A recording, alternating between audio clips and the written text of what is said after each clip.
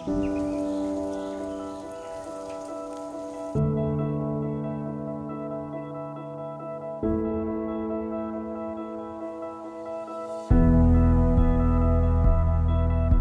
এই সব জমি আমাদের পড়েই থাকতো ফাঁকা, তাই না, বর্ষাকালে পড়ে থাকতো। এটা পাশের গ্রামে হচ্ছে দেখে আমাদের করতে ইচ্ছা গেল, আমরা এবছর প্রথম করলাম। এটা করে আমাদের আয় উন্নতি সবকিছুই তো হচ্ছে। এই যে চাষটা দেখছেন পলিট্যানের 24 ফুট লম্বা আর 8 ফুট চওড়া, এতে পালং চাষ করছি।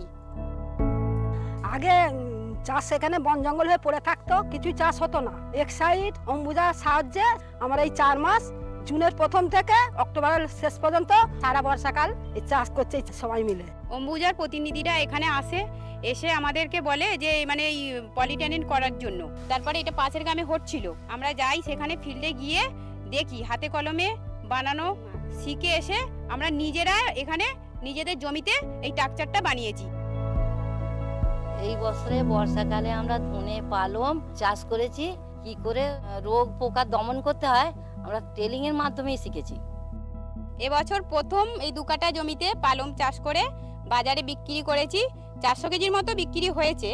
তার ফলে এবারে মোট 32,000 টাকা বেচা কেনা হয়েছে। আর এই পলিট্যানিনটা বানানোর জন্য যে খরচাটা হয়েছে এটা 8,000 টাকা বাদ দিয়ে মোট 24,000 টাকা আমার লাভ হয়েছে। এই 24,000 টাকা যে আমি লাভ পেয়েছি তা থেকে আমার বাচ্চা একটা টিউশন ছিল, আমি আরও একটা টিউশন দিতে পেরেছি এবং নিজে কিছু কিনতেও পারছি, নিজে স্বনির্ভর হতে পেরেছি। অম্বুজা আর এক্সাইড থেকে আমরা ট্রেনিং পেয়েছি। ট্রেনিংটা পাওয়ার পর আমরা রেন্ট সেন্টারটা বানিয়েছি। ওই রেন্ট সেন্টারটা করে চাষবাস করছি। পালং শাক, ধনে শাক, ধারে ধারে কপি ফপি বসিয়েছি। এই 5 কাঠা জায়গায় আমরা এই রেন্ট সেন্টারটা করেছি। করতে আমাদের 20,000 টাকা খরচা হয়েছে।